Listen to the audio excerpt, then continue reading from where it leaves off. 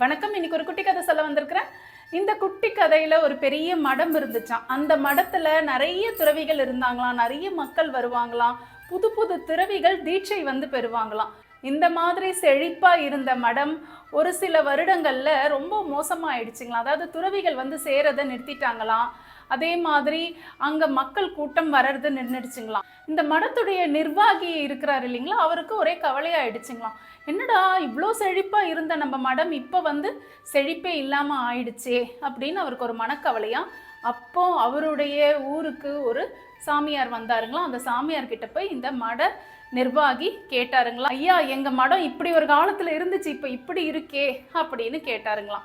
அப்போ அந்த துறவி என்ன சொன்னாருன்னா, என்ன உன் மடத்துக்கு கூட்டிட்டு போன்னு சொன்னாருங்களாம். இந்த மடத்துடைய நிர்வாகி துறவியை அந்த மடத்துக்கு கூட்டிட்டு போனாராம். துறவியை பார்த்த மற்ற துறவிகள் அவருக்கு ஒரு வணக்கம் கூட சொல்லலையா, யாரோ மாதிரி போனாங்களாம்.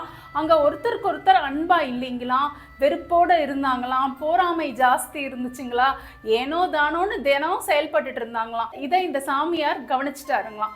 கவனிச்ச உடனே இந்த மட அதிபதி கிட்ட போய் சொன்னாருங்களா, உனக்கு ஒரு விஷயம் தெரியுமா, உன்னுடைய மடத்துல கடவுள் இருக்கிறாரு, என் கண்ணில் தென்பட்டாரு.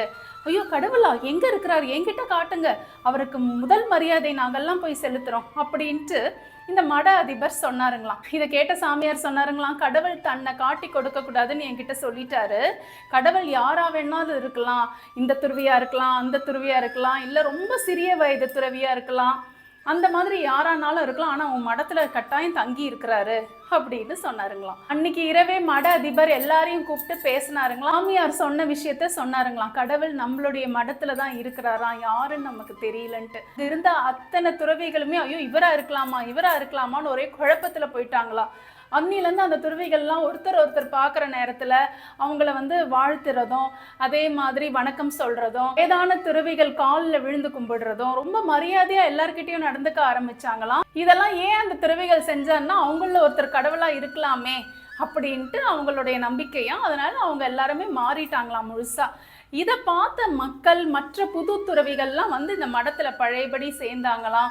மடம் பழையபடி ரொம்ப செழிப்பாச்சாம், மரியாதை கூடுச்சுங்களாம், அன்பு நிறைஞ்சுதுங்களா, சந்தோஷம் பொங்குச்சுங்களாம், அவ்வளோ அதீதமான நேர்மறை எண்ணங்கள் அந்த மடத்துல சூழ்ந்து இருந்துச்சுங்களாம். அதனால மக்கள் கூட்டம் கூட்டமா வந்து அந்த மடத்துல தங்கினாங்களாம். குட்டி கதையிலேருந்து நம்மளாம் என்ன தெரிஞ்சுக்கிறோம்னா, மடமா இருக்கட்டும், வீடா இருக்கட்டும், இல்லை அலுவலகமா இருக்கட்டும், எந்த இடமா வேணாலும் இருக்கட்டும்ங்க, அங்க வாழ்ற மக்கள் ஒருத்தர் மரியாதை செலுத்தணும். மரியாதை ரொம்ப முக்கியம்.